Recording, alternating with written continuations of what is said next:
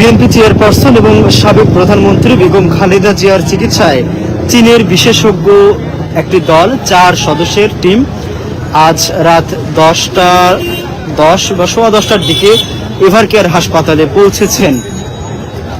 এখন তার সেখানে কিন্তু আছেন এবং আজ এই 4 সদস্যের যে চিকিৎসক দল পৌঁছেছেন সেটি কিন্তু জানিয়েছেন বেগম খালেদা জিয়ার ব্যক্তিগত চিকিৎসক আল মামুন।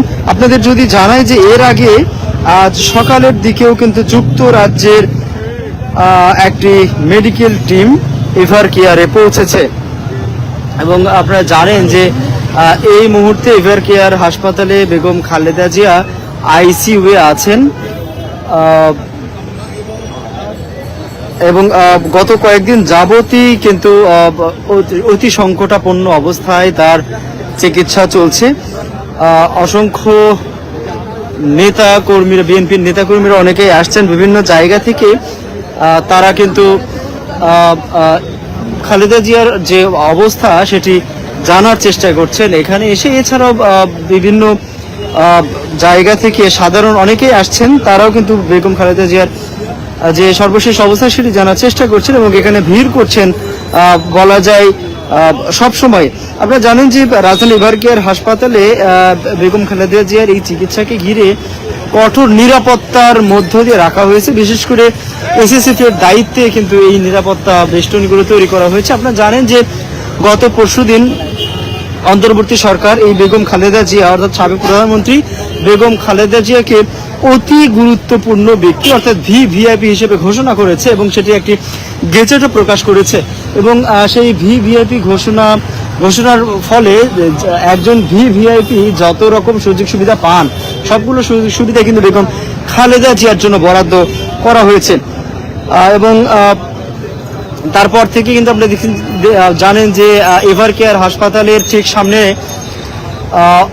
বেশ কঠোর নিরাপত্তার মধ্য দিয়ে রাখা হয়েছে এবং আজ কিন্তু যদি বেশ কিছুক্ষণ আগের কথা বলি, আজ সন্ধ্যা 7টা 10-এর দিকে 7টার পরেই কিন্তু প্রধান উপদেষ্টা ডক্টর মোহাম্মদ ইউনূস তিনি বেগম খালেদা জিয়াকে দেখতে এসেছিলেন।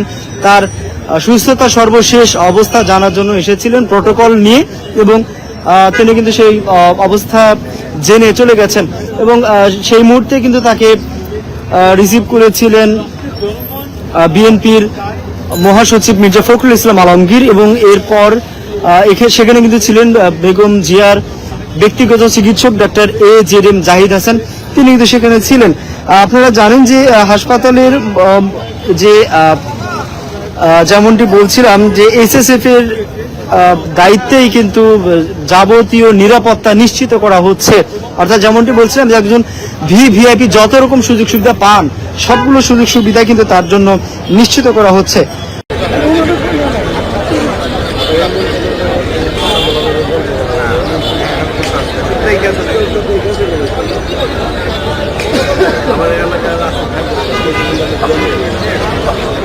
আরে ভাই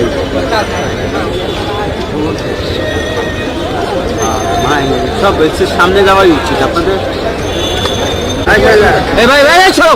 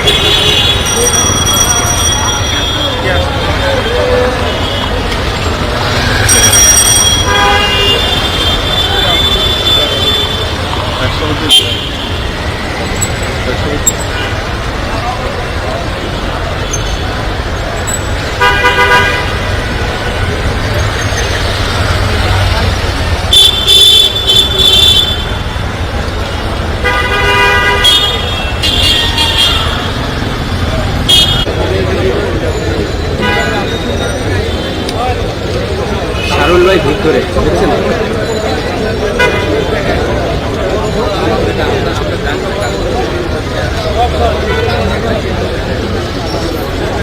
ভারতীয় সালাউদ্দিন গংদের কারণে। কারণ ভারতীয় সালাউদ্দিন গংরা চাচ্ছে ফেব্রুয়ারি নির্বাচনের আগে যেই অল্প সময় আছে, এই অল্প সময়ের মাঝখানে যত দ্রুত বেগম জিয়াকে পৃথিবী থেকে বিদায় করা যায়, তত দ্রুত তারা একদিকে তারেক রহমানকে দেশে আসতে দিবে না, এবং তারেক রহমানও দেশে আসতে চাইছেন না। আমি একটু পরেই ব্যাখ্যা করছি কেন।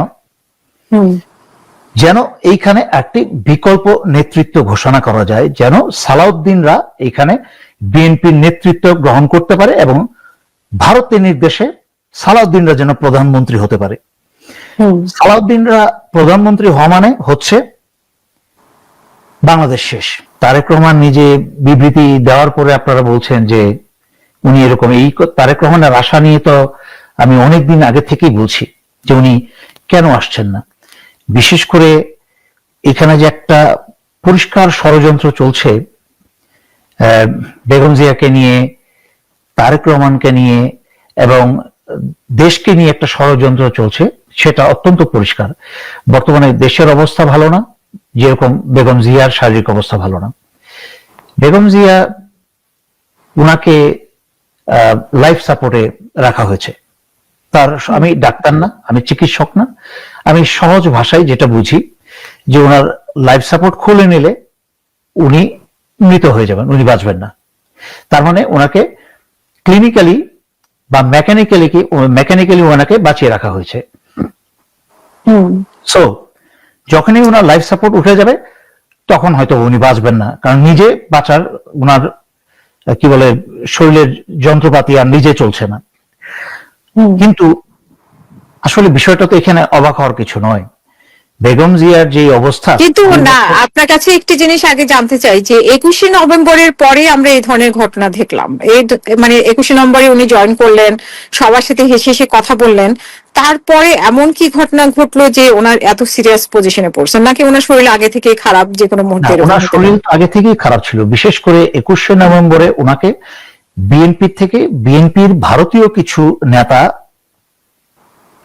মূলত সালাউদ্দিন গংরা, ওনাকে 21শে নভেম্বরে রীতিমতো জোর করে 21শে নভেম্বর